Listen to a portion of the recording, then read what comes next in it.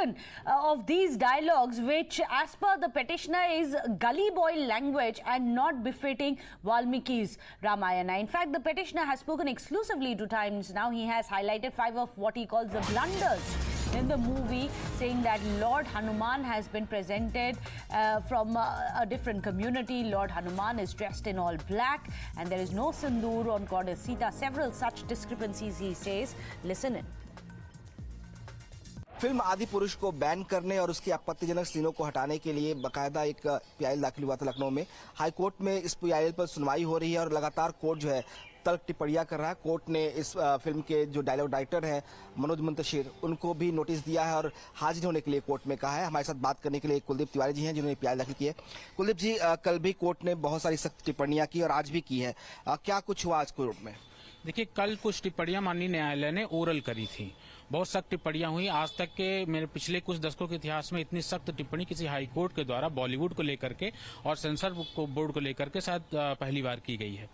आज वो सारी टिप्पणियों को कोर्ट का रिकॉर्ड बनाया गया और कोर्ट ने बहुत ही कड़े लहजे में इस बात को सेंसर बोर्ड के जो अधिवक्ता थे वहां पे उनसे बात पूछी कि आखिर सेंसर बोर्ड क्या करता रहता है, सेंसर बोर्ड बनाया किस लिए गया, गठन इसका क्यों किया गया और सेंसर बोर्ड में इतने सारे लोग बैठे हैं, क्या कोई भी फिल्म आएगी, किसी भी तरीके की फिल्म आएगी, आप उसको सर्टिफाई कर देंगे, आप कोई चेक नहीं करते हैं उस पर, तो सेंसर बोर्ड का क्या दायित्व बनता है। ये सारी चीजें सेंसर बोर्ड से पूछी गई। दूसरी बात ये कि कोर्ट ने इस बात को भी, क्योंकि हमारी तरफ से जो आर्ग्यूमेंट हुई थी उस आर्ग्यूमेंट में बाकायदे कहा गया था कि फिल्म को रामायण की पूरी कथानक, पूरी कथा, चरित्र चित्रण पूरा बदल दिया गया है, तो बहुत ही ऑब्जेक्शनेबल है। ये धर्म पे डायरेक्ट कुठाराघात है जो कि बॉलीवुड द्वारा पिछले कई दशकों से किया जा रहा है, अलग अलग तरीके से किया जा रहा है। जैसे पीके फिल्म है, हैदर फिल्म है, मोहल्ला 80 है और इस तरीके की तमाम सारी फिल्मों के द्वारा लगातार बॉलीवुड सनातन धर्म पे अलग अलग तरीके से प्रहार करता आया है। तो एक ये ट्रेंड बन गया है बॉलीवुड का। तो ये सारी पॉइंट्स भी आज हमने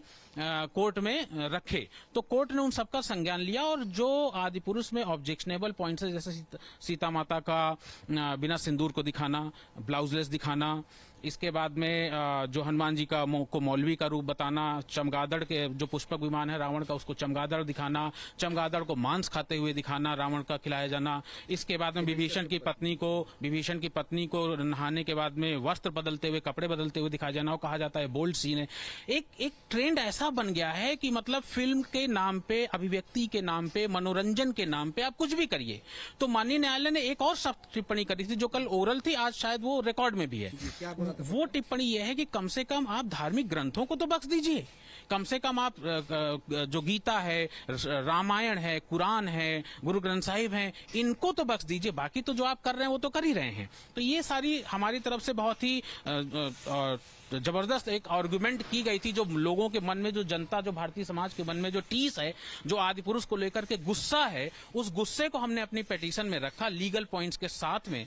और क्योंकि हमारी एक आदत नहीं है कि सड़क पे जाकर के हम विध्वंस करें, सड़कें जलाएं। यही अगर घटना किसी और मजहब या किसी और रिलीजन के साथ में इस तरीके की कोई फिल्म बन गई होती तो अब तक भारत में न जाने कितनी आगजनी हो गई होती। ये बात कोर्ट में लिखा गया कि हिंदू धर्म जो है टॉलरेंस इतना टॉलरेटेड है कि आप उसकी परीक्षा ले रहे हैं, आप उस टॉलरेंस की हिंदू धर्म। बिल्कुल, हमने कहा कि लगातार हम, क्योंकि लीगल माध्यम से आते हैं, हम अपने, क्योंकि ये देश हमारा है तो हम अपने देश की प्रॉपर्टी को जलाना नहीं चाहते, तो हम लीगल माध्यम से कोर्ट के पास आ रहे हैं। अगर कोर्ट सुनवाई नहीं करेगा तो फिर कौन करेगा? क्या कोर्ट में कोर्ट ने ये कहा गया कि कोर्ट की तरफ से कहा गया कि क्या हिंदू धर्म बहुत ही टॉलरेंस वाला धर्म है और इसका आप इंतहाम मत लीजिए, आप अगर कुछ गलत हो जाता या भगवान की दया से नहीं हुआ, बच गया। कोर्ट ने हमारी बात पे सहमति जताई, हमने ये आर्गुमेंट रखा, कोर्ट ने हमारी बात पे सहमति जताई। एग्जैक्टली आर्गुमेंट क्या था?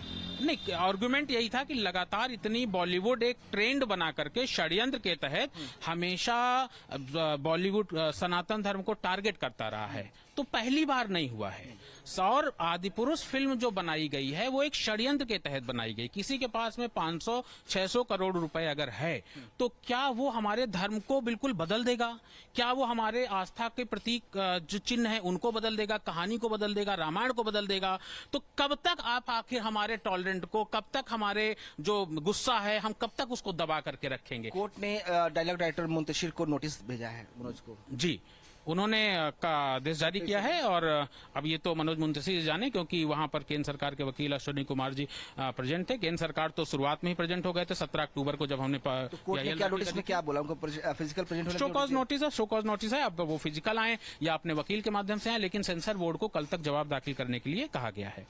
एक नोटिस जो हुआ है वो मनोज मुंतशिर को हुआ है, सुप्रीम और सेंसर बोर्ड को पहले ही नोटिस था, कल सेंसर बोर्ड को जवाब देना है। हाँ, सेंसर बोर्ड को कल जवाब देना है और कल 2:15 बजे से हियरिंग है और केंद्र सरकार का जवाब भी आना है और मनोज मुंतशिर को नोटिस जारी होगी, मनोज मुंतशिर को भी प्रेजेंट होना है।